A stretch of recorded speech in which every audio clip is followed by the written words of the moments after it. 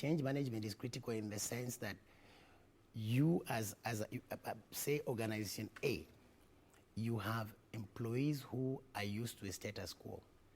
At the moment, there are those who have to work on site, there are those who have to work on site. HR then has a critical role of actually bringing into practice the aspect of managing change. HR has to give to show those capabilities on how to transition people through these uncertain times until such a time when we'll probably find a vaccine, and hoping that we will. Most importantly then, HR has to recognize that the aspect of managing change is on an individual. So HR have to go beyond being the change managers and ensure that all other managers have the capabilities to manage change. Why do I say this? Because in most organizations, the people aspect of business is left to HR. When you want to dismiss, I want to dismiss somebody, they say, take that person to HR to dismiss them and so forth. But here we are saying HR then has to ensure that all supervisors and all managers have change management capabilities. So that then the change process is managed effectively instead of it being siloed, like a center of excellence where then change management is just siloed within HR and other managers are waiting for HR to come and manage that change. Right. That's one of the areas that HR has to focus on. Okay. Yeah. I think it is important that you've mentioned the issue of even ensuring that change is in the whole of the organization, yes, and not just one department like the HR department. Before these COVID-19 forced people to work from home or change their working mechanisms, there were some organizations that not much micromanagement was going on. Do you think they have an easier time adjusting now? Thank you for asking that question. I mean, in my so many years of practicing HR, I've come across so many micromanagers. I only fear for them, because if you have this supervisor or this boss who micromanages you while you're in that enclosed compartment of brick and mortar, I can only imagine what's going on through those managers' minds psychologically, because if you say to them you're working, they'll be imagining you're not working at all. You're cooking. So you're cooking figures and all that. So the aspect of trust is so critical, and the aspect of us believing that we hired capable talent and that talent can deliver is very, very important. But I like that question, the aspect of micromanagement. Such supervisors must be going through hell at this time. And of course, there's now the flip side of it. There are employees who maybe they thrive in the work environment that is brick and mortar with interactions. Now they are staying at home. You said there's the psychological effect of it. Does it affect their capability to be productive? And can their competence even be measured at this moment? That definitely affects their capability to deliver, because those normal interactions we'll be having in an organization between you and I as employees, once that is, removed, then it becomes difficult. However, that doesn't mean that they won't perform, because performance will definitely be measured if organizations come up with tools for accountability. Accountability in the sense that you have actually, an organization has trained its managers and supervisors on how to manage people remotely. Managing people remotely is totally different from how you manage them from the office. Like I mentioned before, these are employees who are juggling so many balls. They probably have one computer. The son has to do classwork online. You have a video conference or a Zoom meeting. The way we handle that situation has to be in a very, very cautious way. The tone we use against colleagues in an office. Do we have to use the same tone for employees who are actually working remotely? So HR has to ensure that those communication channels are effective so that we reap the benefits of effective communication. What happens is that if, for instance, you sent an employee an email which are with a harsh tone, I don't know whether you expect that employee to perform, because if they were within the office, they might come to you and discuss with the problem they are facing. Right now, they are so remote. managing that aspect is also very, very important. Right. Yeah. Of course, you've mentioned the channels that they have to use for communication now to ensure that work is continuing, that meetings are continuing. And as you've seen, you might have seen a number of clips of people on Zoom, and they're very hilarious things happening there. Some people putting up their photos, just behaving as though they're really in the meeting. Maybe they're just taking tea behind there. So what is the role of the employee now themselves to ensure that they are being diligent as much as they cannot be watched by the eye of the employer? I believe what is critical on the part of the employees is the aspect of having that contract. If you came into an organization and say, if I'm given X, I'll deliver Y, that subconscious has to be put into practice in the sense that then how do you, for instance, set up your day? HR has a role of ensuring that employees still know how to set up their day in a very, very flexible way. We have to know certain employees might be able to deliver in the night, for instance. Certain employees can be very, very effective. They are within their element in the morning or in the afternoon. And just ensure that, you know, people live to that routine. Living to that routine is critical. And most importantly, also, the aspect of how do you transfer the way you do business around here, which as in HR parlance called organization culture, ensuring that those values are still espoused and embraced by employees. So much so that then, as much as you've been transplanted from your organization, you are still within the organization because you believe in the values, you believe in your objectives, you have clear KPIs, clear KRAs, and deadlines. And then that way, you can deliver.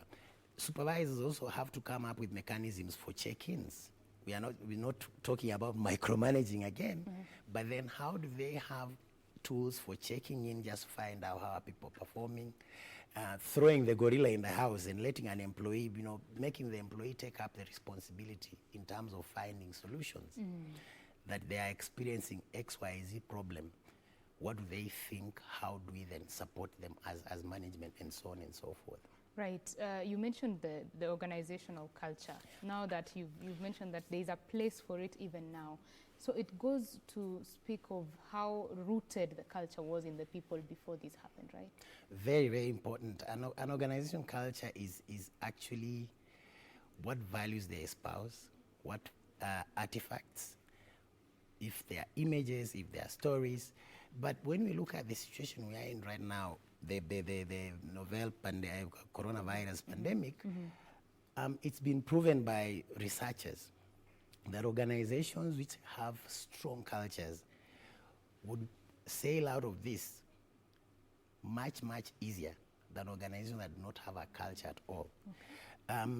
When you look at the various attributes of culture that we use with my partners in the US, they are called Denison Consulting. Organizations have to be very adaptable at this time. Adapting so much so that then how do you switch the way you're doing business in order to sustain your survival? We are seeing situations where eateries have been suffering in terms of people getting into a restaurant and sitting down to eat. But the advantage they've taken to adapt to the situation right now, they are having deliveries. When you look at Jumia and other motorbikes, we find that delivery of meals is on the increase. How do you adapt to take, we say a problem can be an opportunity for improvement. So if an organization is adaptable, it becomes easier to survive. And then there's an aspect of consistency. If an organization is consistent, and consistency simply means doing things consistently, communicating effectively, so much so that then everybody is on the same reading script, is reading on the same script, then that culture enables the organization to move even further. But then you come down to the aspect of involvement. If we're having this situation where employees are working remotely, how are we engaging them? Companies out there are having what you call town halls, but these town halls are actually held on Zoom, on Skype, so much that even the CEO is present. You know, on a regular basis, he's talking to employees on a regular basis, and they are feeling that they really belong to the organization as opposed to being isolated. So involving employees in the organization is going to be very, very important, so that you leverage on a strong culture to enable you survive the challenges that the coronavirus pandemic has brought to organizations. Right. So what is the role now of the leaders in giving hope at this time? I believe that first of all, do they have the capabilities of giving that hope? That still boils down to how do we attract, develop, and retain talent in our organizations. Do we bring people on board because we know them? Or we are bringing them on board because we know they are leaders? They are organizations whose interview processes, even from the entry point, if you're coming in as a management trainee, there are components of leadership that they really have to pick out of you as you join the organization. I was privileged to read this book called Work Rules by the former chief HR officer of Google. And if you have leaders within the organization, then those leaders can enable employees transition through this process more or less seamlessly, without us forgetting that it's something that has never happened to most of us, because the last time we had such a thing, I think, was in 1918. Everybody who was born that time must be dead now. So I don't think we've experienced this before. So the aspect of then having leadership within the entire organization, if you like, enables people to transition. So the aspect of leadership is then how do we quickly, for instance, virtually develop the competencies that are required to manage uncertainty. Yeah. Yeah, now let's delve deeper into the psychological aspect of all this. How can employees just manage the stress that they have, and is there anything that the company itself can do to alleviate that? What is very, very critical right now, and I like that question, is we have totally divorced ourselves from what employees are going through and are really driving them to deliver results. It's wrong for an organization to do that. What is so critical right now and what is being discussed all over the world is employee well-being, employee safety. And well-being here then comes in the question of employee psychological stability. HR has a critical role of ensuring that there are those employees at the moment who may require counseling. Right. That has to be dealt with. There are those employees who will require being taken for serious counseling, so much so that then the problems they are experiencing because of this uncertain situation are dealt with. So that definitely calls on organizations to ensure that besides employees being productive under these very, very challenging circumstances, their psychological stability is very, very key. Very, very important. Just like I mentioned before, there are those employees who can thrive when they are with their colleagues. There are those who can thrive without. Right. And dealing with that is a psychological problem. So much so that the one who's working alone and is comfortable, they are psychologically satisfied, they'll deliver results.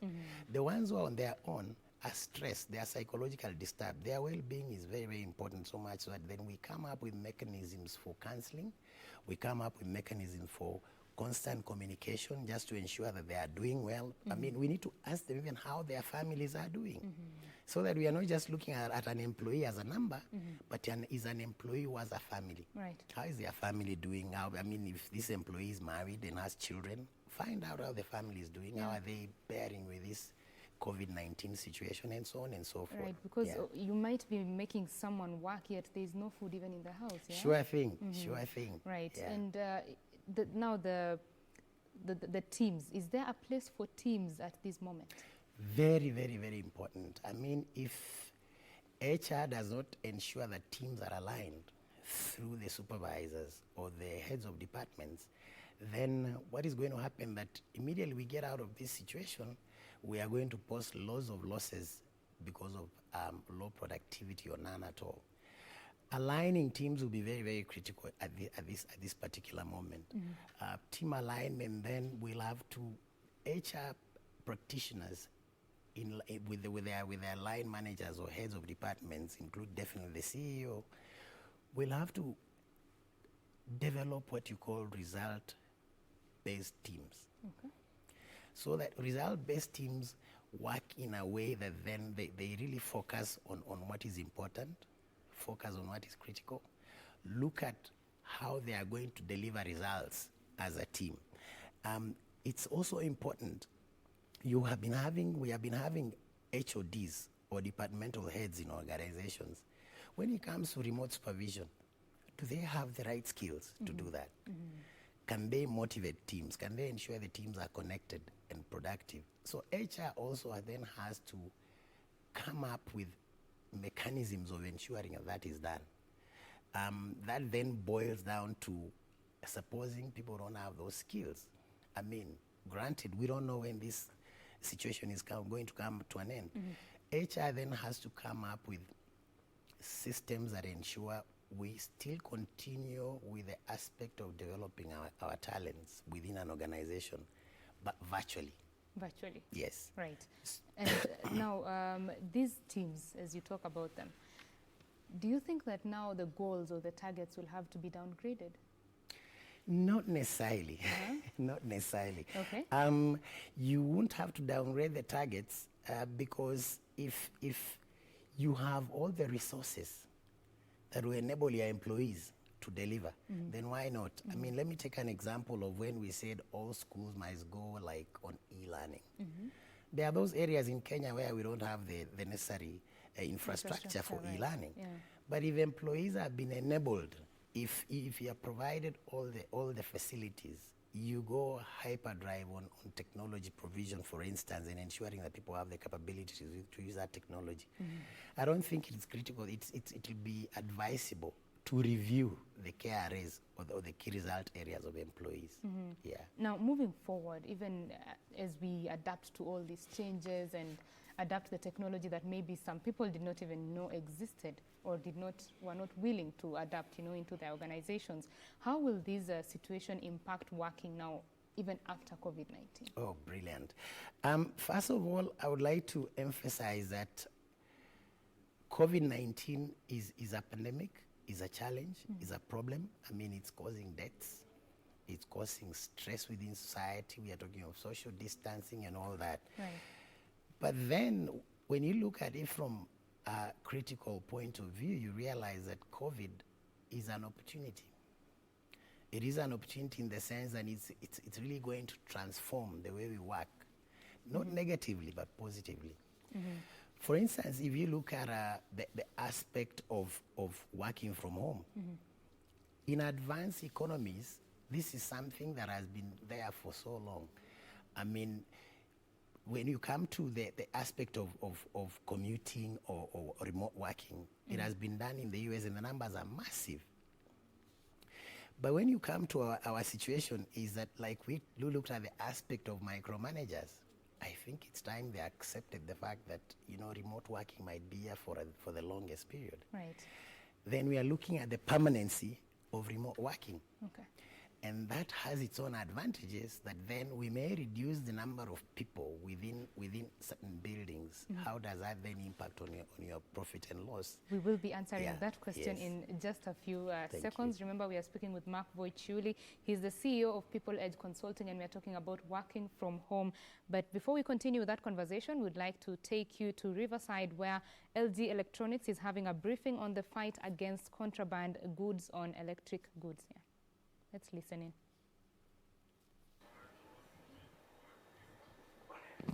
in. We're here at LG, and we're here to verify issues with identification of genuine LG brands globally, right? So we're here with a diplomat from LG. He's a diplomat for East Africa, yeah? So let's hear what he has to say about this. Hello, sir. Hello, hi. Yes. As we know, in Africa, there are lots of counterfeit products and fake items. That's why Kenya government, they have strongly combat with the counterfeit product to curb down the counterfeit product in the market. So as a global appliance, the leading company, LG, we are also in line with the government policy, and that's why we are proudly launching our new mobile service platform. Would you kindly verify the history of LG or how you guys came about into this market? Actually, I think Kenya people very the tech savvy. That's why according to the data, like the internet, the penetration rate is over 40%. So the Kenya people is very well advanced the internet users. So that's why we try to launch the innovative products every year, and also we launched for this year AK the LED TV, and also the OLED TV, and also the smart ThinQ and AIDD washing machine as well. As a Kenyan, how can we verify an LG brand is genuine in terms of genuine verification of international brands? If you use our new the mobile service platform, it's very simple and easy, and you just call to our toll-free service center 0700 54 54 54, and you just write down the model name and suffix, and then you can right away get the message it's genuine or not, and also your validation of the service period. Very simple. Sorry, would you kindly repeat that to Kenyans? Sorry? How do we identify a genuine international brand? So you just send the message through the WhatsApp, and then you can get automatically it's a genuine or not, and also how long you can enjoy the warranty service. A general question. Is this LG is from which country? Korea. Korea, right? Yes. Yeah. Would you kindly tell us how LG is doing as a market in Kenya? Actually, we have enjoyed the last the 2 decades as the number one brands, and we are making the trend in the market, and maybe we try to change the market trend, and also we want to give convenience for our Kenyan people life. When it comes to products from abroad, there have been held products that are not, current in terms of year of release, are not getting passage into Kenya. President Uhuru Kenyatta addressed that last year. What do you have to say about that? According to the ACA report last year, around 70% of Kenyan people, they used to purchase the counterfeit products, and 50% out of them just due to the cheaper price they choose. But we have to consider when you purchase this kind of the counterfeit or fake items, it can make the cost some kind of the house fire due to the malfunction of the product, and also easily broken and out of order. So they cannot claim the warranty service. So we need to be very cautious when you purchase. That's why we want to help them to identify it's genuine or not, and also their validation of the service period.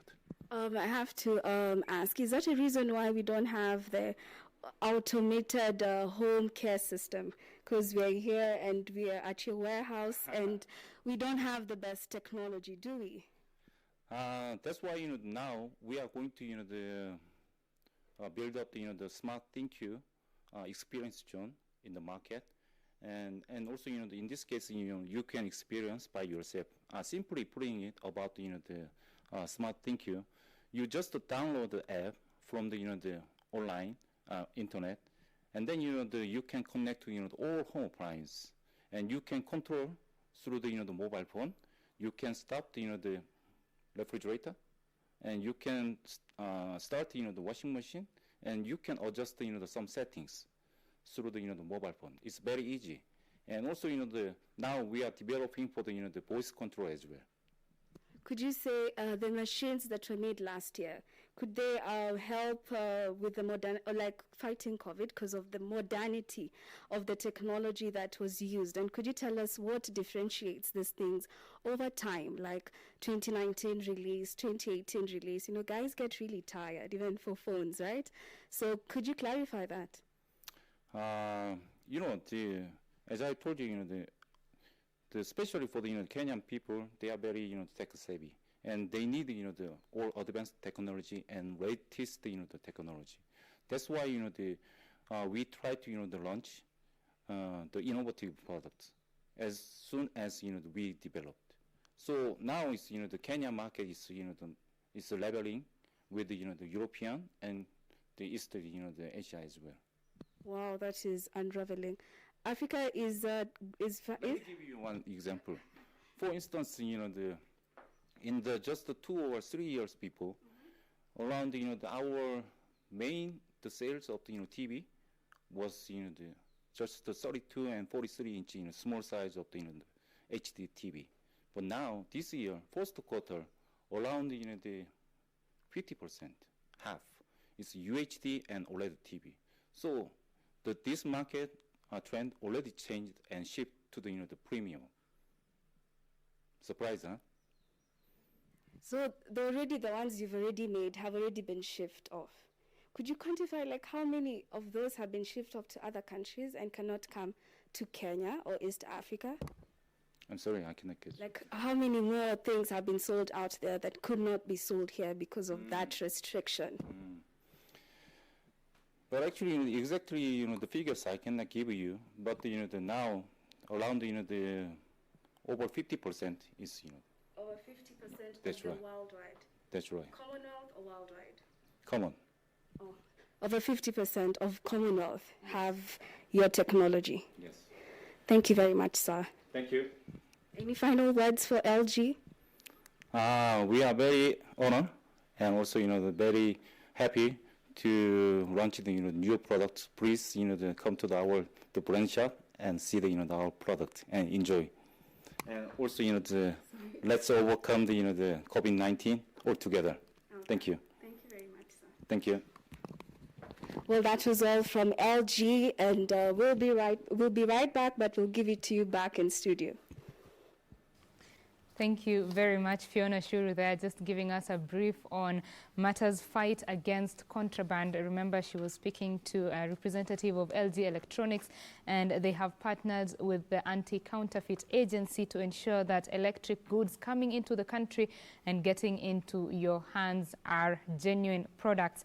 Well, she'll be bringing us a detailed report on that much later, but here in studio we continue with our interview. We are speaking with Mark Voichuli. He is the Chief Executive Officer of People Edge Consulting, and we are talking about working from home. Have you been working from home? What is your experience? Do share with us that on Twitter at KBC Channel 1, and my personal Twitter handle is at Betty Kiptum. Now, Mark, as we were speaking there, we were discussing about the implications of working from home in the future. Kindly continue. Most importantly is you concur with me that we do not have any regulations that would govern this situation, that situation we are in right now. That is legally. Yes, legally. So that will definitely then require the legislators to relook at our employee-employer relationship regulations and ensure that we incorporate these changes. Of course, envisaging a situation where if we have such a pandemic again, are we going to have a legal framework from which to work? That's one.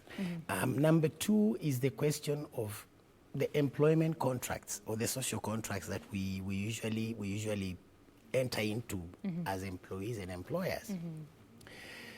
Businesses will definitely, after the pandemic, post-corona period, you'll have to look at your entire workforce and say, would this guy, for instance, be a permanent employee or a temporary employee? Then what kind of contract then are you going to enter into with that particular employee? So we from the look of things and looking at where we are headed to, I can call it urbanization of labor, if you like, that we're going to have employees who operate like Uber. They'll come to KBC, deliver this, and go to KTN and so on and so on, but you don't have them in place as permanent employees. Right.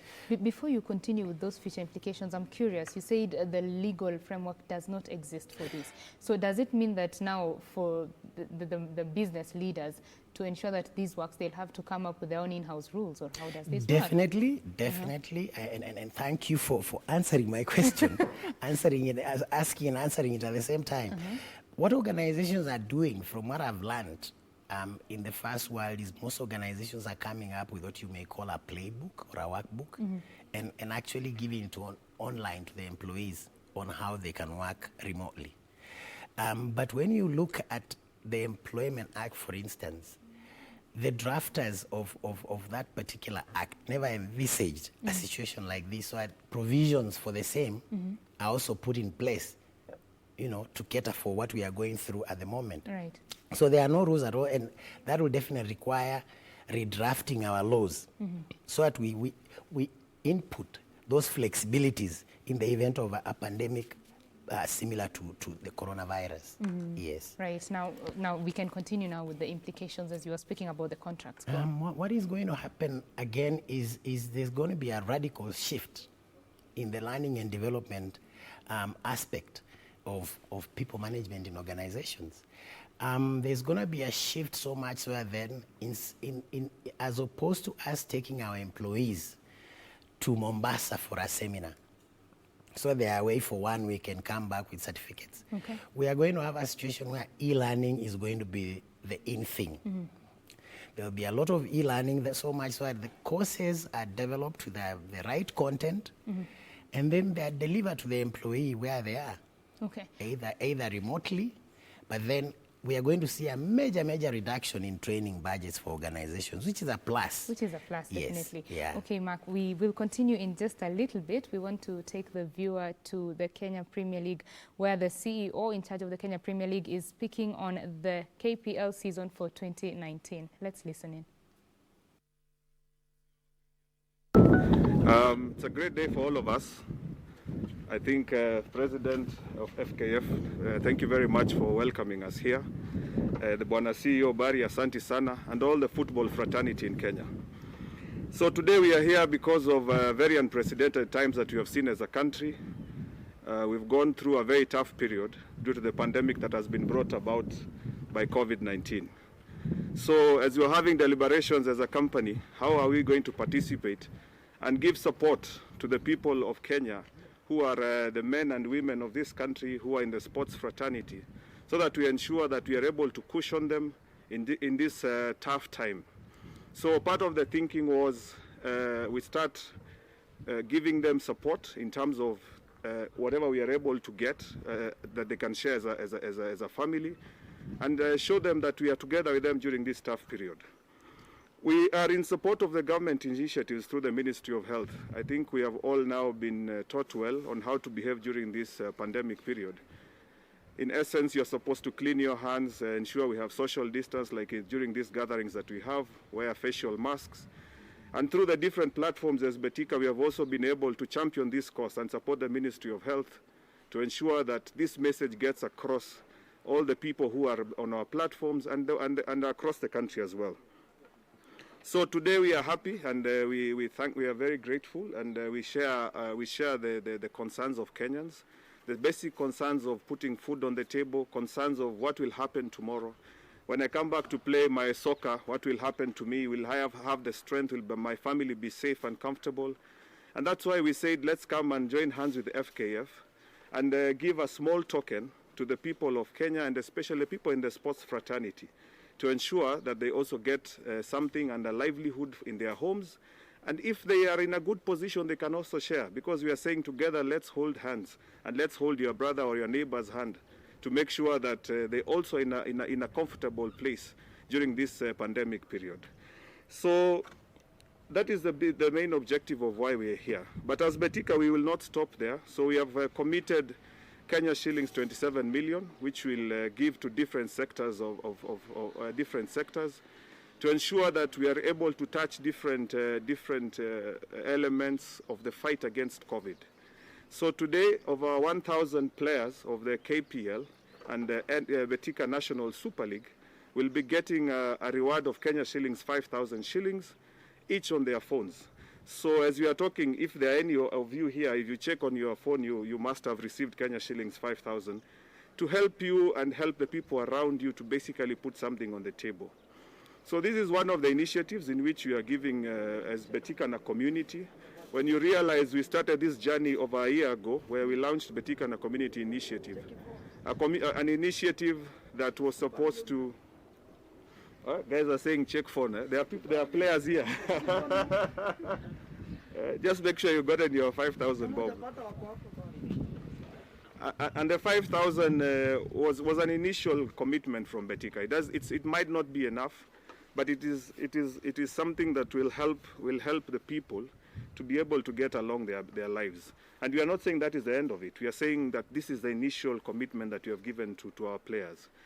We began this journey 1 year ago. So we said that we want to support initiatives around sports, arts and culture. But we said that as we are doing this, there are other needs within the society that require our attention. And as a company, we should be able to see how we can best be participants in this. So on top of us supporting initiatives around sports, arts and culture, we have recently added innovation. So we are saying that there are men and women of this country who are talented, and they are able to do a lot more things than we think to basically push our country forward. So in line with this, we're also putting in another Kenya shillings 1 million to ensure that the students at Kenyatta University who have championed the initiative around innovation through the ventilators also get some support. These are 16 students who are very agile, very innovative young men.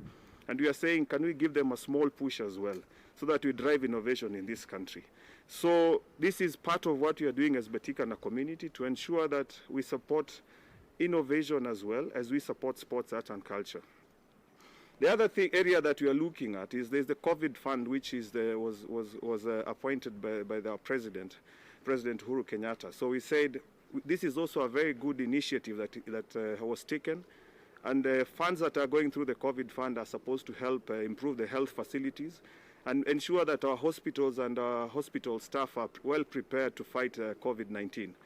So in line with this, we have also put in Kenya shilling 6 million in the COVID fund to ensure that these objectives that were aligned by our president are also achieved. So, and we have not finished yet. So we also said sports as an organization is wide, it's vast, and there's one umbrella body that looks at sports, which is the Ministry of Sports and Arts and Culture in this country. So to support all the sports within the country as well, we've committed another Kenya shillings, 15 million shillings. So this will be passing through to the CS to ensure that all the sports in this country are covered during this pandemic. So in total, we are looking at dispersing between today and Monday, Kenya shillings 27 million to support innovation, to support sports, especially football, through FKF, who have been very supportive in helping us put together the teams that are playing within the Premier League and also Betika National Super League, and also put in another fund to the Kenya COVID Fund to ensure that the health and the facilities are well enabled, and also putting in more money within the Ministry of Sports to ensure that all sports are also covered and the people in the sports industry this country are also well protected during this period. So ladies and gentlemen, we do not have much to say today because we understand that gatherings are not very encouraged, and we expect that we should disperse within the shortest time period.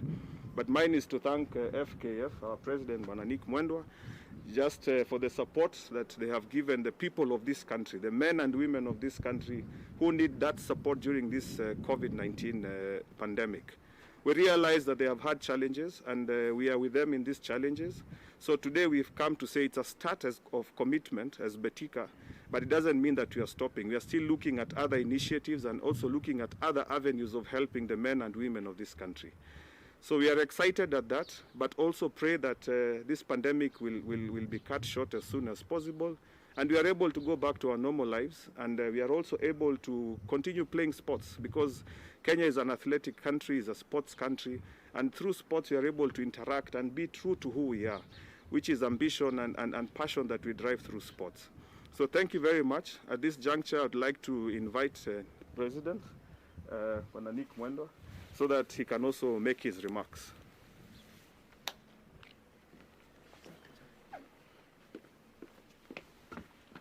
Asante John, thank you very much. Asante sana for good remarks. Nataka kuanzia na kwanza kuwashukuru for coming. We know this time is a tough time, but today is a day of good deed, so nataka kuanza na kushukurani kwa kuja. And then John and Betika and what they have done so far for football. You know, they recognize themselves, and we do, as the #1 betting platform in this country. And they are not only one in betting, but they're also fast in fast things. Betika came to us, and for the first time, we had a sponsor for the National Super League, which had not happened before. So the Betika Super League, as you know it, now has a sponsor, and for 3 years. They also came to us to go and partner in the communities to try and revitalize our players, our officials, and the teams at the grassroots as a first with Betika in the community. They also came to us, as Frank said, early in the year, when they realized that some of the teams in the NSL were suffering and not having enough equipment, and they gave each of them, sponsors or not, enough equipment, balls, uniform, so that they can help them going forward in play. And now, in this environment of COVID-19, Betika is back. I said a few days ago that we were talking to a few partners. John was the first on my phone to say that he's willing to help. Not only did he want to help the league he sponsors, but also the Kenya Premier League, recognizing that in the Premier League, hawajakuwa na sponsor. So today, Betika themselves will send each player in the formal list of the Kenya Premier League and the National Super League 5,000 shillings to their phone. This amount is to help them cushion themselves against these times when they are not going to training, when there's no football on the pitch, when most clubs are unable to pay salaries, so that our players do not go hungry. It is a big step towards recognizing what our sportsmen and our players do. And I want to thank you, John, for agreeing to do this. 1,114 players will be in this. They will receive their money between now, maybe in the next 1 hour, they've already got.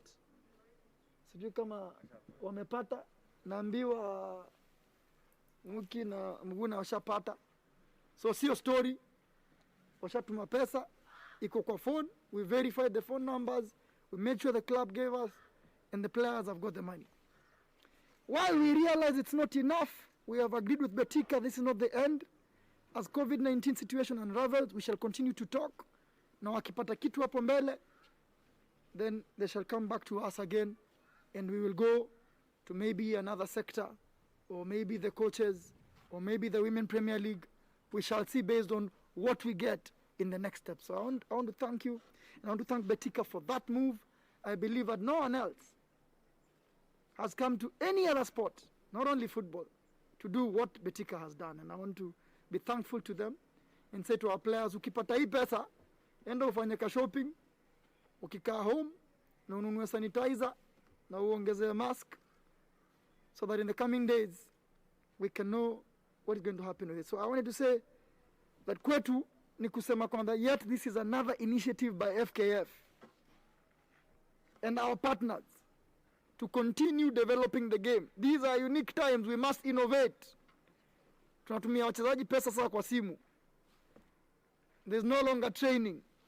Na wako home. We are reforming to this disease so that football can be back soon. We hope that June tutaweza kucheza closed door.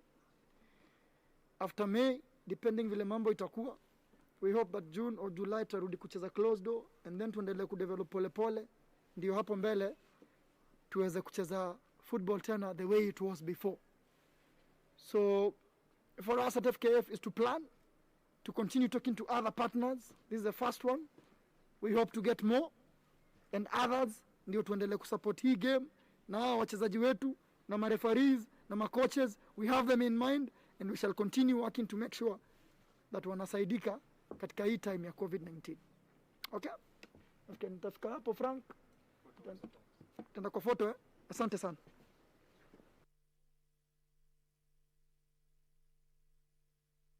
Well, that is the FKF president, Nick Mwendwa, speaking about the Super League there, the KPL 2019 season, just telling us that Betika is giving each player of their 1,000 registered members of the registered players in the Kenya Premier League 5,000 shillings to cushion them or to just help them with a little bit during these tough times of COVID-19. Our reporter Bernard Okumu is there and will be bringing us a detailed report on that. Here in studio, we continue with our interview. Remember, we are speaking to Mark Voichuli. He is the Chief Executive Officer of People Edge Consulting, and today we are discussing working from home, the HR perspective. How are the HR practitioners dealing with this situation? What needs to change? Do organizations, were they ready? Are they ready now? And what will happen beyond COVID-19? And Chuli, before we joined the KPL presser there, we were speaking about the future implications. Yes. Could you continue, please? Like I said, learning is going to take a radical transformation. If I can give you an example, way before coronavirus, a research was conducted, and it was estimated that the e-learning market by the year 2025 will be standing at $325 billion. Now, if you look at how everybody has moved to e-learning, everybody's moving on Zoom, everybody's moving to teleconferencing, this figure will only triple, if not go to 10x, if you like. So we are going to move from the informal classroom training to e-learning. That's going to happen. That's very, very inevitable. And then during our discussion, I remember us touching on the aspect of micromanagement. Micromanagers always do that because they mistrust their subordinates. What is going to happen, that it's going to be inevitable that you have to trust me as an employee working remotely. I mean, if it is that difficult to manage people within the brick and mortar like we had earlier indicated, the transitioning to remote working then complicates that issue.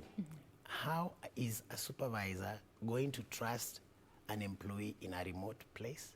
How is HR going to trust that the sales manager, for instance, has the capability of supervising his sales team remotely, and so on and so forth? So when you look at that, then what the end result will be that then trust is going to be very critical in our work environment going forward, because you're working with people you're not seeing. You're only interacting with them virtually. So you must trust them, right, so that they deliver. And trust definitely then enhances productivity, enhances engagement, enhances connectivity, and so on and so forth. Now, when you're talking about the future, of course, now leaders, the business leaders, they might have noticed that there are some roles that need not necessarily be in the office. This eventually might affect even the office space that a company takes, don't you think? That's the elephant in the room. And I know that it's definitely going to affect landlords in terms of how much space are they renting out currently vis-a-vis the post-coronavirus period. There are those roles that will inevitably fall off totally in terms of redundancies. There are those roles then which will be identified by organizations as roles that can work remotely. And there are those roles that organizations will strongly feel that must be occupying office space. That definitely then boils down to how much are we going to accrue in terms of savings as employees, in terms of rental payment for occupation of brick and mortar, vis-a-vis the bad news. I don't want to sound like a devil's advocate, but the truth is that landlords are definitely going to suffer a blow when most organizations then adopt the remote working aspect within their workplace. And of course, this goes to speak to how even the changes they'll have to make in their office space when they're constructing, making them a little bit more tech savvy, yeah? Sure thing. That will be very, very critical. I mean, we have the old way of working where power and structure is so emphasized, and hierarchy, where you have the CEO occupying an office that is almost a kilometer with his own the corner office, a huge one. What is going to happen then is that we are going to have an office, an open space kind of office. And I would like to appreciate that we are a little bit ahead, because most of the government offices that I've visited, they've adopted that system. So I don't think we'll have a problem on office design and the breaking of those walls where employees feel they belong to the same team. Right. Yes. And you mentioned the levels of trust, the micromanagers having to trust their employees. What do employees need to do to even gain this trust? Because there are some employees who need to be, watched like all the time so that they can deliver. So what can they do to gain this trust? It is actually a quid pro quo. Quid pro quo in the sense that you've been employed to deliver certain results. If you are delivering those results, I'll have no reason not to trust you. The aspect of mistrust arises when an employee promises to do A and does not deliver A. Okay. Instead, they deliver X. You promise to deliver 10%, but at the end of the day, you deliver 2%. When you're called upon to account for why you didn't deliver 10, you give excuses. You're not giving reasons that make sense to the manager, reasons that would probably be beyond you as an employee. So building trust is going to be a two-way traffic that supervisors provide an environment that can enable employees to deliver. And if that environment has been adequately provided, then the employee also has that part of the bargain to deliver results. Okay, building trust is very it's important. very critical, Right. Now, the government during this time of COVID-19 has been insisting that you need to stay healthy, eat healthy, and boost your immunity by eating the healthy kind of foods. And now, the Kenya Institute of Dietitians and Nutritionists is having a press briefing on just the role of that institute in terms of fighting COVID-19. Let's listen into that. Within CAP 253B. And it is supposed to provide for training, registration, and licensing of nutritionists and dietitians, to provide for regulation of standards and practices of the profession, and to ensure effective participation in matters relating to nutrition and dietetics and connected purposes in the country. The institute is created as a body corporate with perpetual succession and a common seal, and capable in its corporate name of suing or being sued under Section 4 of the Act. Within the framework of this mandate, the Institute makes the following statement for the general public. Part A of the statement is non-payment of risk and other enhanced health worker allowances for nutritionists and practicing dietitians in this country. KNDI hereby reminds the Salaries and Remuneration Commission of their duty to advise the national and county governments on remuneration of other public health officers as guided by Article 230, Part 4, Section B of the Constitution of Kenya. The Constitution directs the Commission under Article 230, Part 5, to adopt the following principle all the times. A, in addition to ensuring that the total public compensation bill is fiscal or fiscally sustainable, the Commission should ensure that the public service are able to attract and retain the skills required to execute their functions. Also, they need to recognize productivity and performance. And finally, transparency and fairness. KNDI, in view of paragraph B to D mentioned, has noted serious anomaly with regard to exclusion of nutritionists and dietitians licensed to practice in Kenya as beneficiaries of risk and other enhanced health worker allowances. Reference is there as evidence from SRC, Circular of 2015. In line with this, KNDI wishes to remind the Salaries and Remuneration Commission of the following past communication. First, the Commission, in response to our letter, which was done in 2016, requesting for payment of risk allowances to nutritionists and dietitians professionals did advise that KNDI liaise with the Ministry of Health, that is the parent ministry, to get affirmation letter justifying that nutritionists and dietitians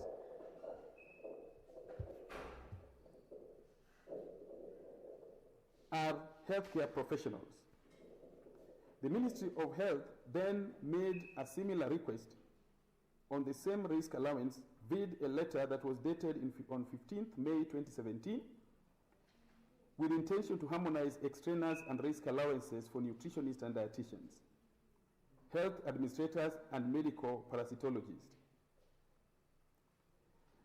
The Commission, in their reply, via a letter dated on 24th January 2020, addressed to the Principal Secretary, Ministry of Health, 3 years later, detailed the fact that there was limited justification to warrant such payment.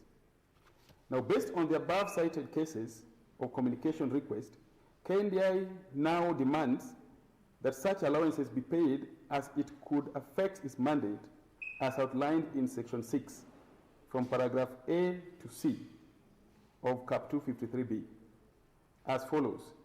1. Paragraph A requires the Council to set a framework for professional practice in nutrition and dietetics. B.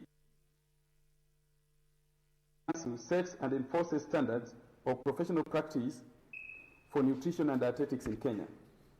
And paragraph C requires that KNDI Council enforces a program of quality assurance for nutritionists and dietetics in Kenya. Referring to the three sections highlighted, the Institute therefore informs the Commission as follows. 1. Paragraph A has been fulfilled by developing and sharing scope of practice for nutritionists, dietitians, and related workforce, which has details of identified exposures within the scope items. Paragraph B and C have been fulfilled under legal notice number 46, anchored on Public Health Act, Cap 242, which details the role of nutritionists in clinical service delivery in hospitals. That is under Part 12 of the Joint Inspection Checklist. This justifies the role of nutritionists and dietitians in patient care. It is therefore clear that there are no more justifications needed to demonstrate that nutritionists and dietitians are healthcare workers who are equally at risk other than the above mentioned as supported by the annexed attachments. For purposes of educating SRC, poorly remunerated skilled healthcare worker in the front line, and in this particular case, the nutritionist and or dietitians, may compromise positive efforts towards compliance with set standards and quality practice as defined by KNDI Council. Further to this, the Commission appears to respond reluctantly to the principles under Cap 253B, subsection B of the Constitution, and I quote, attracting and retaining skills required to execute their functions. In this context, we imply critical healthcare functions. The Commission should also note that any further doubt as to whether nutritionists and dietitians are healthcare workers is explained by inclusion of the Institute's Council under Section 60, Paragraph G in the Health Act, as well as active role nutrition play in the current situation, the COVID-19 pandemic response. The details are as follows. 1.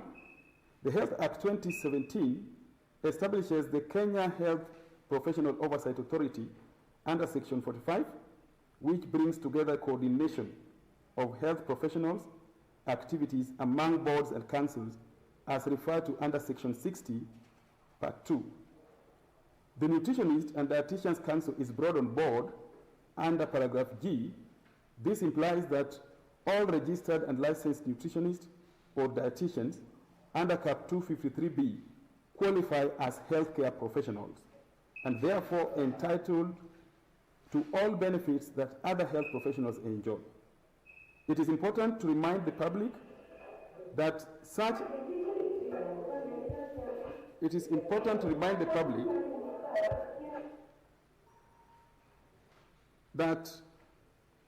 I beg your pardon, the Nutritionist and Dietitians Council is brought on board under paragraph G. This implies that all registered and licensed nutritionists and dietitians under Cap 253B qualify as healthcare professionals and therefore are entitled to all benefits other health professionals enjoy.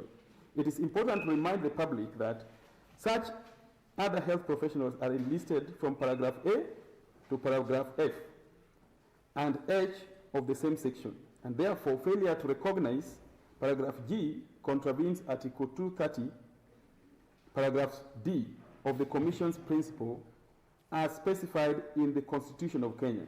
And again I quote, fairness and transparency. 2, nutritionists and dietitians are currently placed as frontline healthcare workers in the isolation centers for the COVID-19 pandemic response and management team for county health facilities with a clear goal to ensure fulfillment of preventive and critical care nutrition case management. This is a high-risk flag in the area of service, and the more reason why risk allowance must be paid to the nutritionists and dietitians. We have supported this with guidelines for case management in COVID-19, which we harmonized as council for the professionals to use, and also a sample isolation center report that was developed by KH Power. In reference to the above justification with supportive documents as annexures, KNDI therefore presents the following demands. 1, that the Commission advises counties and national government to pay with immediate effect risk allowances, including enhanced package to all nutritionists and dietitians registered, licensed, and deployed in public service, to include nutritionists and all dietitians officers, nutrition technologists, nutrition and dietetics technicians, and all the interns. That failure to respond to this demand in one above or mentioned within 21 days from the date of this statement shall compel the Institute to seek justice on behalf of professionals by filing litigation against the Commission and other relevant implementers.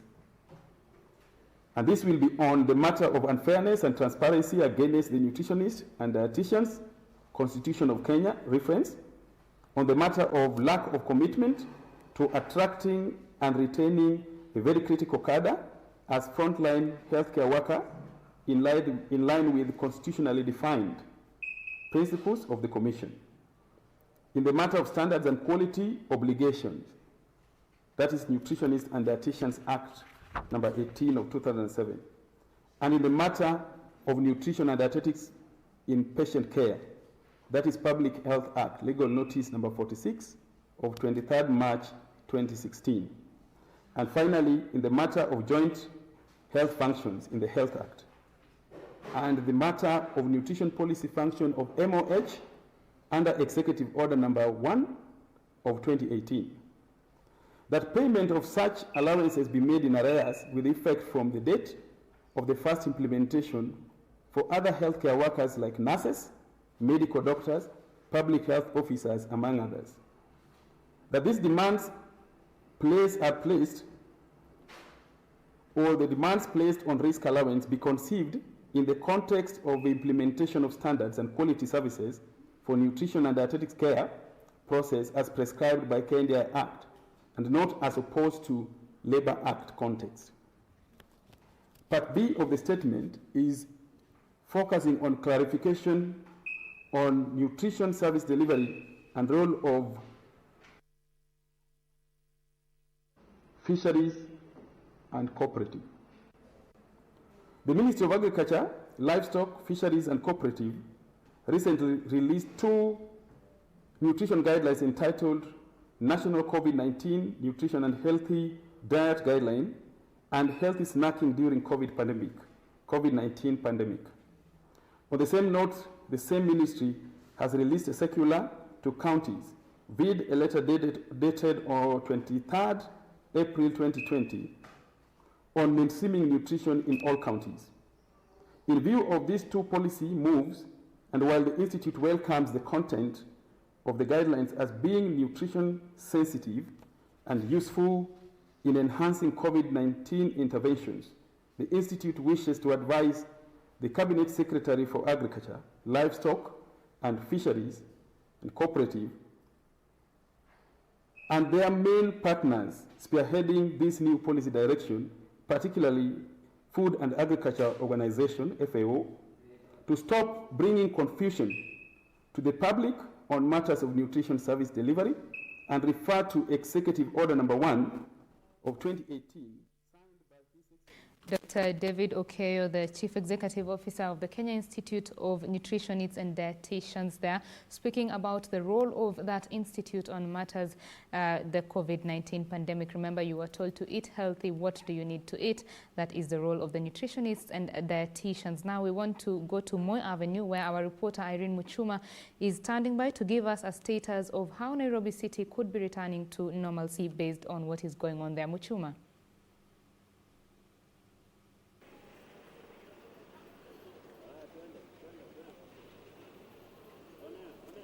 Kiptum, how are you? We are coming to you live from the Central Business District in the county of Nairobi, and we are here to establish the mood and the state of business now that we were able to witness a number of traffic snarl-ups along the city's major roads, such as Mombasa Road and Thika Road, and it's not different from the Central Business District at the moment.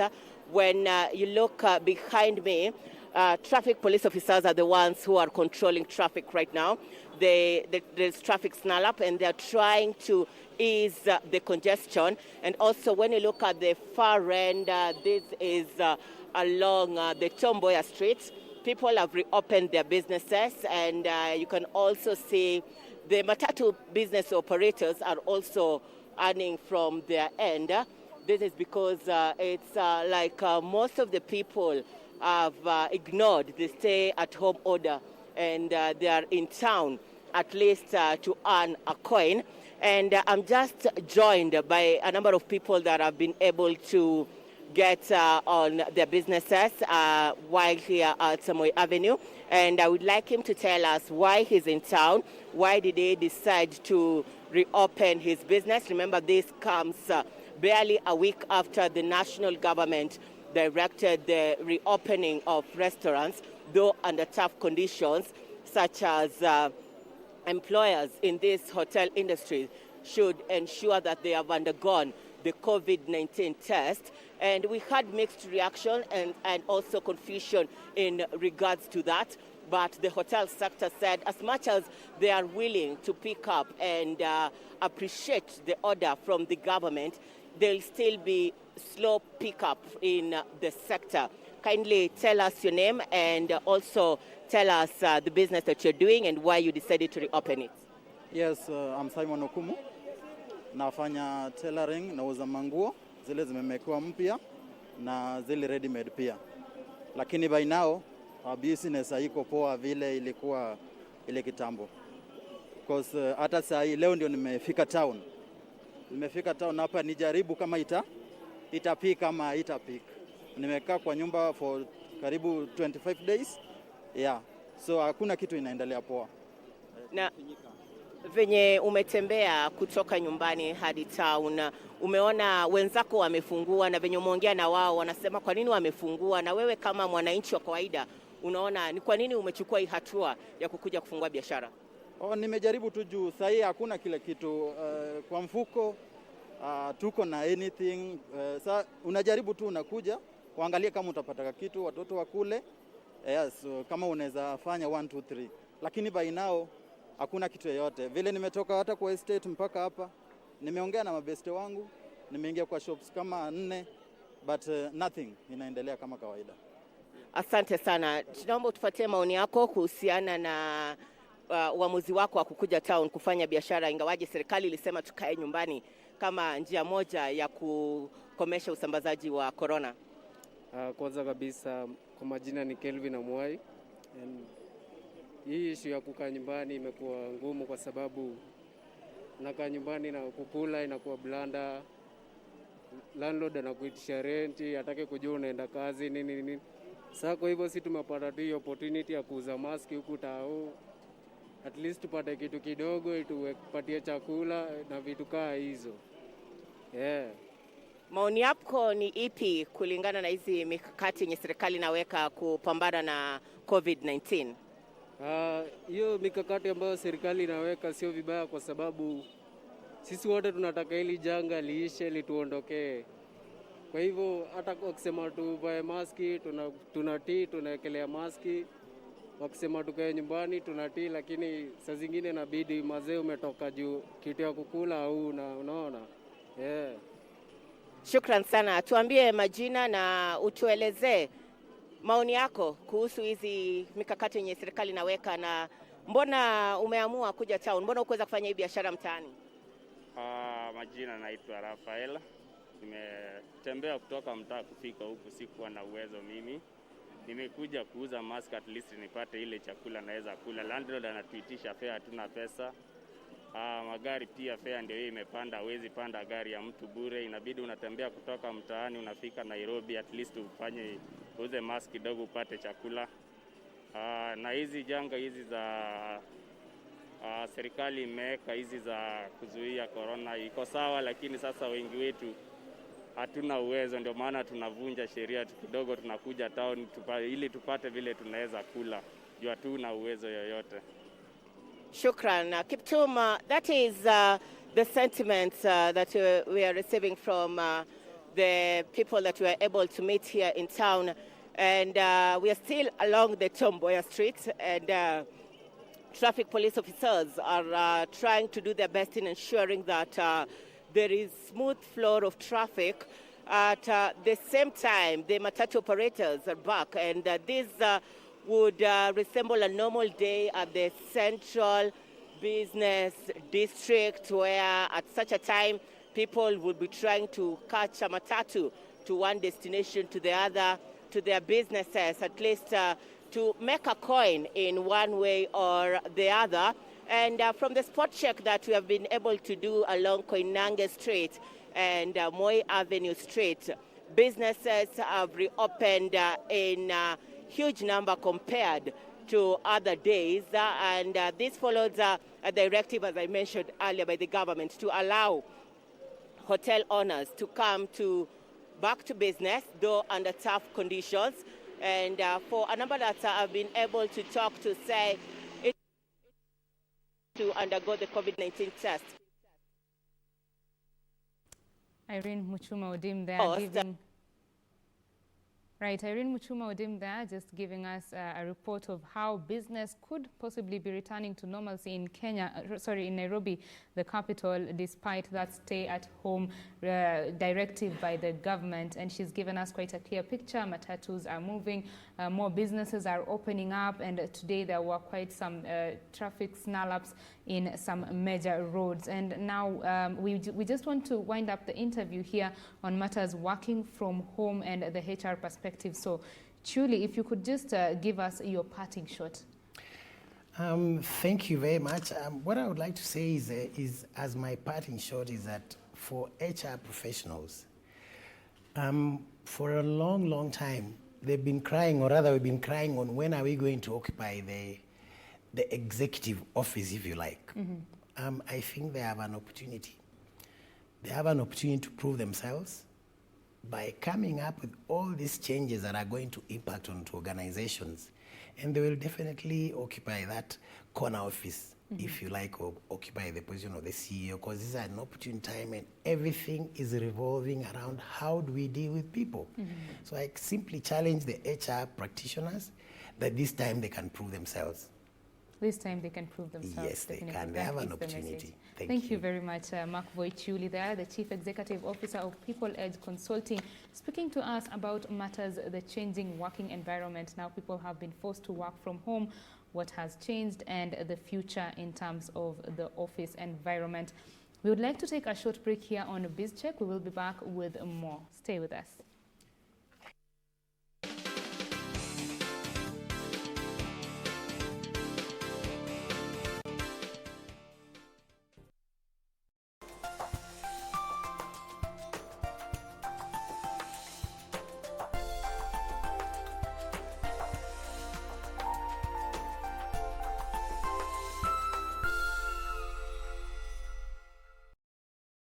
Next on. Nikiishi Birmingham. Nilitesa sana nakwambia. Wewe. Mimi. Wewe wa Shingambo. Birmingham. Bali wafanyani? Yaani hivi nakuzungumzia unyamazia. Hukuzungumza mume wangu. Muuliza swali. Masudi. Kwani Sudi na mke mmekana? Kuna una habari wewe? Hawaishi hivi hawa. Maisha ni maisha ya come stay hawa. Jamani Sudi. Sudi ni madhambi basi. Jamani, ni zina hiyo. Jamani tujeni kazi zenu Julia. Una hakika tuingia hapa? Hapa. Kathy, does she ever talk to you? Kwa nini? Kuuliza tu. We need to talk about her every time we are together. I'm sorry, but I really need to see my dad. You will, I promise. And why doesn't he want to meet me? What makes you think he doesn't want to meet you? Have you met him before? Nancy said, Aha, Nancy. Mko sawa? Tuko sawa bro. Hatuko sawa. Ni nini mbaya? Nini ukijana? This weekend on KBC Channel 1. You better be joking. How can such a small man like you smell that horrible? You guys, it is not me, it is this Solomon. That was a private conversation. Where are your manners? If it was private, si ungetoka nje. When you expected us to sit here like India, to stay in you like a monument in a museum. Nonsense. People. What is your problem? What is your problem? Did your parents pay school fee so that you come and make noise here in school? Some of us are trying to concentrate with the studies. You mind? I am perfectly fine, Dawa, unless you have some hidden agenda. My agenda is to ondoe hiyo mnuko kabisa huko. Classmates, every Saturday on KBC.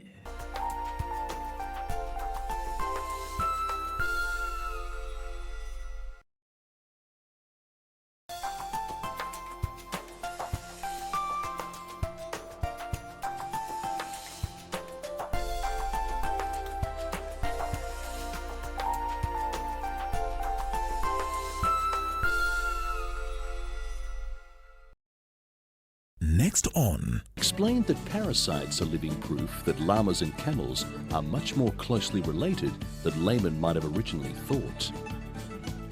These parasites are virtually identical on both types of animals. An abandoned puppy in Bangladesh's capital Dhaka is being treated to a unique form of interspecies love, a motherly monkey. Matilda doesn't look like a typical chicken.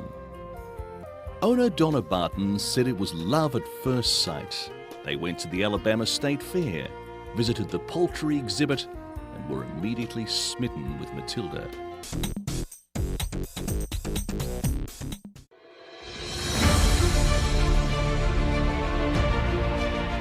The Juakari operators and others, our saloonists, Mama Mboga, our barbers, our economy to a large extent depends on you. We cannot allow Kenyans to die because of non-distancing in any sector. So those of you who are carrying out the hair-cutting business, in barbershops, in saloons, I am appealing to you today. Ensure that social distancing, fumigation of your working places, masks are used at all times. Just assume that everybody is positive and now deal with that situation. Participation of our citizens in the fight against the disease would be our key success factor.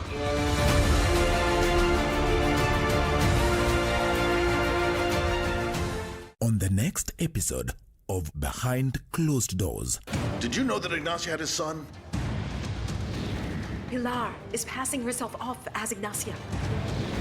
Renato, where's your daughter? We already discovered that Ignacia faked her own death. I'm going to help you. With my help and my advice, you'll be able to see Ignacia very soon. The time has come.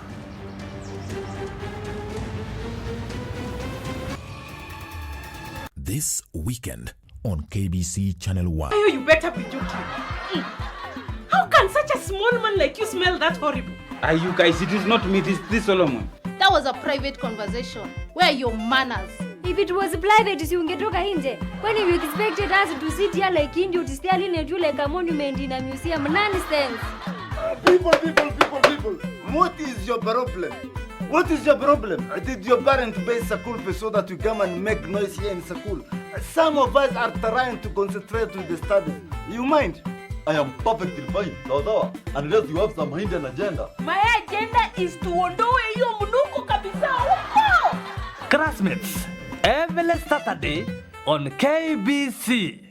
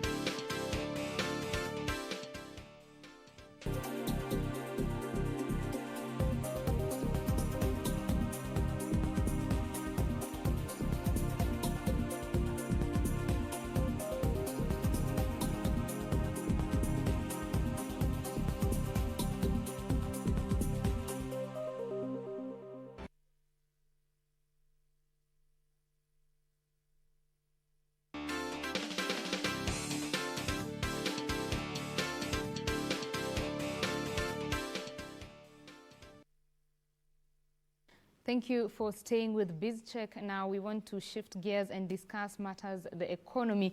Remember, the Kenya National Bureau of Statistics released their economic survey for 2019, and it showed that the economy decelerated by 5.4% compared to a 6.3% growth in 2018. To just give us a perspective of what that number means and the future for 2020 is Ken Washira. He is the legal and economic analyst at Rodel and Partner. Welcome. Thank you. Thanks for having me. Thank you very much. So what does this number mean, 5.4%? So according to the report, Kenya's economy is, it was projected to grow by 6%, but it grew by 5.4%, that is 2018 to 2019, and it's been attributed to different factors. One, it's also a reflection of the global outlook, the global economy. The global economy also shrunk. It grew by, I think, 2.9% compared to 3.5% the previous year. And globally, it's as a result of weakened business confidence. There's also the trade wars. Yeah, and again, some of these things have cascaded downwards to affect Kenya. So like in our country, for instance, tourism took a dip, agriculture took a dip as well. Agriculture grew, I think, it grew by 3.6% compared to 6% the previous year. And again, this has been attributed to things like drought earlier on last year. And again, later towards last year, we had heavy rainfall. It was good, but also it was bad in the sense that some areas experienced flooding, yeah, so that was part of it. And again, you know, if food prices go up or if agriculture is affected, then that has a direct effect on inflation. Yes, so again, inflation will go up. Right. Yeah, so I think it was a combination of things. When you talk about agriculture, of course, it's the mainstay for many Kenyans, yes, the majority of the population. So that means even the income also went down, right? Yes, exactly. Of course, you know, now with food prices going up, inflation going up, then again, it means the money that people have will be reduced. Again, also it means if things like petroleum, for example, if prices go up, it has a direct effect on inflation. Right. So it means, again, the money that someone will have at the end of the day will reduce. And sadly, it's been made worse by what's currently the world is experiencing. Curious to say, the agriculture sector, the sugarcane production went down by 12.5%. Maize, which many Kenyans depend on, went down by 10.8%. So this definitely means that most farmers were affected. Yes, definitely. It means, yes, most farmers were affected. Again, as I said, consequence of the drought earlier in the year and later because of the rainfall. And again, also, some farmers have moved from traditional food to growing crush crops. You know, so because when you look at things like tea also dipped a bit, but coffee went up. Yeah, so some farmers, I'm sure, have abandoned traditional foodstuff to cash crops. Right, Yeah. definitely.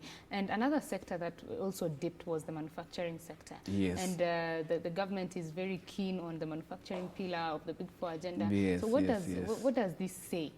Now, it's sad that manufacturing sector has dipped. We should be able to manufacture some of the things as opposed to importing. And the fact that there's been a decline in manufacturing and a decline in manufacturing. Now, when you look at the exports and imports, our imports have also grown. So that means we are manufacturing less and importing more, which again will affect our foreign exchange levels, which now you find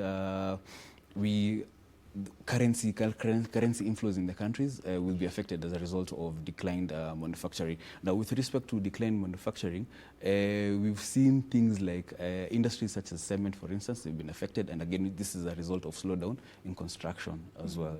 So, but basically, it means we are manufacturing less and importing more. And of course, as much as the other industries are dipping, there are others that actually performed well. The accommodation and food service, that's the tourism industry or the hospitality industry, went up by 10.3%. So how does this impact now the economy? Now, good thing is that it means it also tourism will have an effect on our foreign currency inflows, which is a good thing.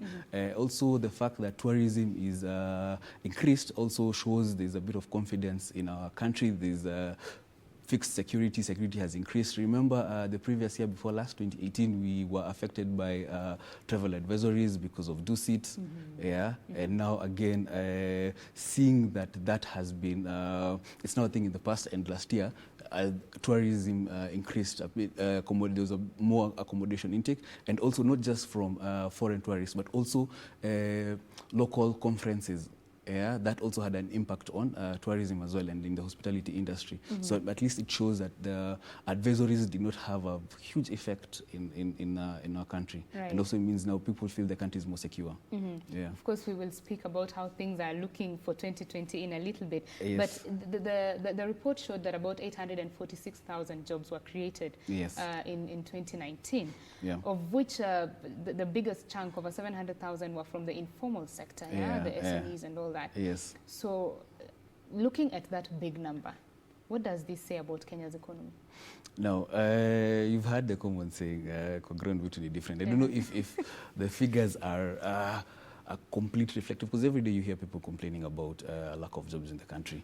But the fact that the report indicates that 800,000 jobs were created is a good thing. The only also again disadvantage is that the report indicates that the formal sector or modern sector only absorbed about, or only created about 70,000 jobs.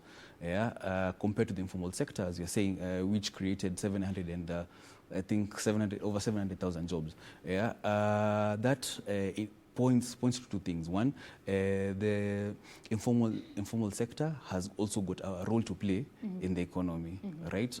If they're able to create, they shouldn't be overlooked. If they're able to create that number of jobs, which is a good thing. But also now, I would want to see more. As in, you see, the graduates, the education system is turning out, cannot be absorbed in the market. So it would be good to see other industries, especially things like the manufacturing industry, receive incentives from the government so that they can actually be able to absorb and create more opportunities for people who are finishing school. Now, as the CS in charge of finance was releasing this report, the projection for this year was pretty much non-existent. He said that it depends on how far the COVID-19 pandemic goes on, and how does 2020 look? Well, I would like to think I'm an optimist. Okay. So, in as much as the projections don't look good, I hope now there will be measures will be put in place, at least to mitigate the effects. So the CS projected that our economy will probably grow by between 1.8% to 2.4. So this is down from 5.6. Of course, this will be affected. First of all, the measures that have been put in place to curb the spread of the virus have an effect on the economy. For instance, people are not going out, people are not spending as much, people are staying at home. So that means, people, as I said, people are not spending. In terms of transport, we see now people cannot move from one county to another. There's been cessation of movement. Matatus are carrying less passengers. You see, and despite even fuel coming down, they've not reduced fares. Again, if transport is expensive, so will the cost of food. Yeah, and again, this will have an impact on general impact on inflation. Education again will take a dip, because you see now people are not, students are not going to school. Which already wasn't performing well in 2019. Exactly, exactly. You see now the fact that international travel has been stopped, so flow of raw materials has also been affected. Yeah, if there's no raw material, it means now production and manufacturing again will also be affected. Right. International travel, as I've mentioned, has been stopped, so tourism will also take a hit. Yeah, horticultural industry. We've seen farmers of flower farms in Naivasha complaining that they can't export, or there are no people to, there's no market for their produce anymore. You see, so that it does not paint a good picture for the economy. But again, the good thing is that with such a report, the report is meant to trigger policymakers to come up with ways to come up with measures to mitigate these effects. Yeah. And as we were speaking earlier about the jobs that were created largely in the informal sector, now what does this year look like for the informal sector? As I said, the picture is gloom, but a good thing is that the government already has tried to put in measures in terms of tax reliefs to cushion the businesses in the country. We've seen turnover tax has been reduced to 1%, VAT, corporate tax has been reduced to 25%. Hopefully this will have an impact on the informal sector or businesses across the country to cushion them from the effect of the virus. And again, as I said, the report is not conclusive. It's just meant to inspire thought and policy. So you never know. Maybe tomorrow, next month, the government may come up with different policies to just improve or to cushion businesses. And well, the CS said that there are plans to unlock a standby facility at the IMF of about 72 billion shillings. So it's 75. So around 75 billion. It's expected to be released, I think, sometime this month or next month. So hopefully, mid-May. Hopefully that will also again drive the government to come up with measures to cushion the economy, or at least scale up the health sector. To now enable people to resume back to normal operations. So what can Kenyans look forward to? Some things are definitely going to improve. One, agriculture. I foresee agriculture is going to improve because people still need food. We have the rainfalls have come at a good time, so hopefully people will be able to plant and harvest in good time. So hopefully agriculture will grow.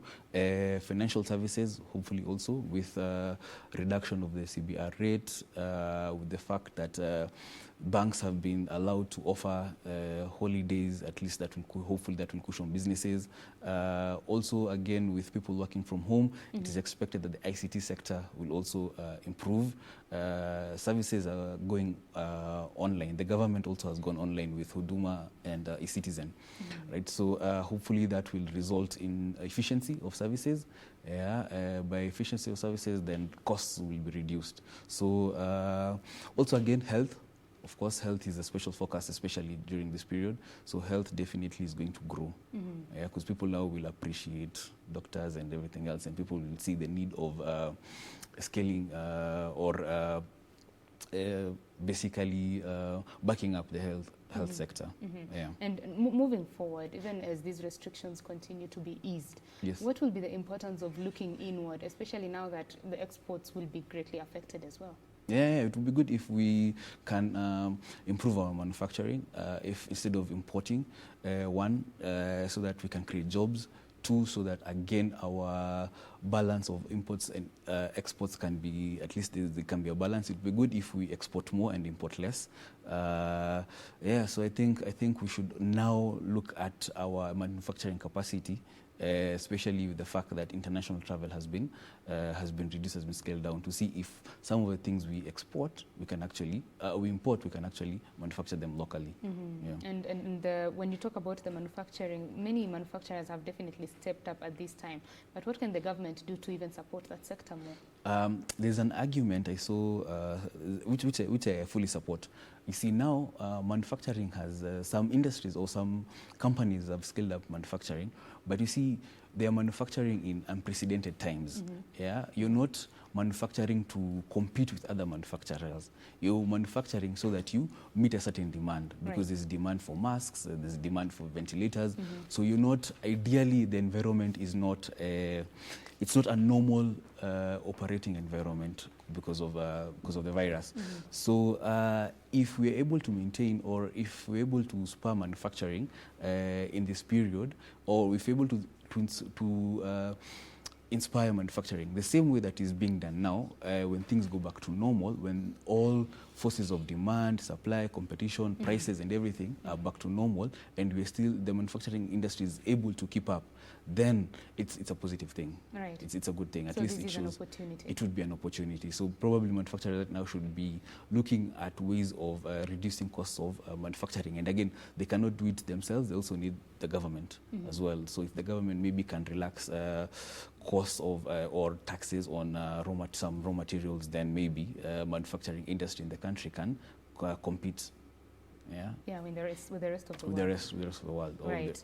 Okay, so what are your closing remarks now concerning this economic survey and even the way forward? So closing remarks, one, as everyone is insisting, or as the government has directed, stay at home, wash your hands. Very important. In terms of the economy, I think the prevailing circumstances calls for understanding from everyone, from the government, from employers to even employees, because it's the ripple effect will be felt by everyone. There will be loss of earnings. Yeah, so I think the best thing would be to, one, stay optimistic, scale up activities such as agriculture, of course, health, and ICT, because for sure these are industries that will grow. Yeah, or they've shown potential. Even if you look at the projections from last year, there's potential in those industries. So those players in those industries should be incentivized to continue doing whatever they're doing. Yeah. Thank you very much for speaking with us. Thanks as well. Well, that is Ken Wachira. He's a legal and economic analyst at Rodley & Partner, giving us a breakdown of that economic survey released by the Kenya National Bureau of Statistics, just showing that in 2019, Kenya's economy grew by 5.4%, down from 6.3% in 2018. Well, that is where we bring BizCheck to a close this particular morning. Thank you very much for watching. I appreciate your company. My name is Betty Kiptum. Do have yourself a lovely afternoon. My colleague Timothy Kipnusu is coming up next with Tambrini. Stay tuned.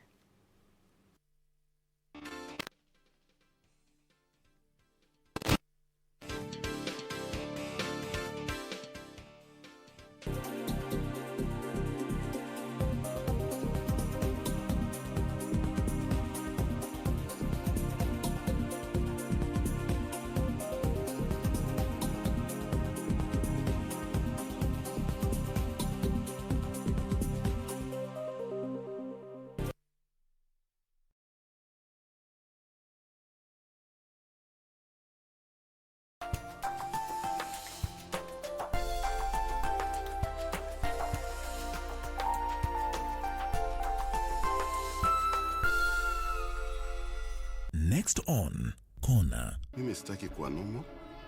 Then stop. Mtawacha. Lakini kuanzia leo nataka tufanye kitu tofauti. Nikupeleke kwa movies.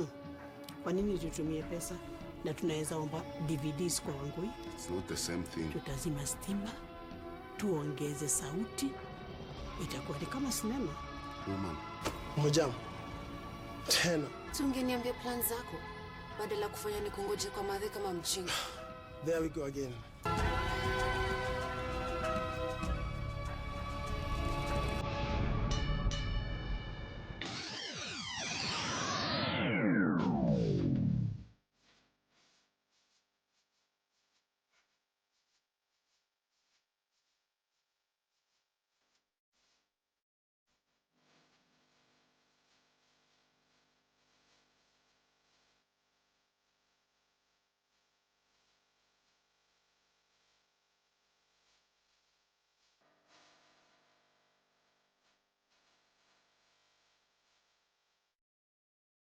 Next on Mama Kenda aliniambia ukichukua pesa zake ukiweka kwa deal huwa zirudi. Kwa hivyo lazima ufikiri kitu ya maana sana kuniambia. Ndio tukubaliane nione kama ndakupa. Mimi sipendi kuangalia nikiandika. Haya basi, kama unataka niende utanisaidia na game hata kama tu ni moja nicheze. Ati game? Hii laptop ni ya kufanya presentation, si ya kucheza game. Ni nini mbaya? Shush, ni kweli dada ameshikwa. Na nini unaangalia huku? Kuangalia? Hakuna kitu ninaangalia. Huyo si Kenda? Mwalimu alivyokupatia laptop, ukatumia, ukamaliza, ukairudisha staff room, ukakuta hakuna mtu. Kwa nini uliiacha?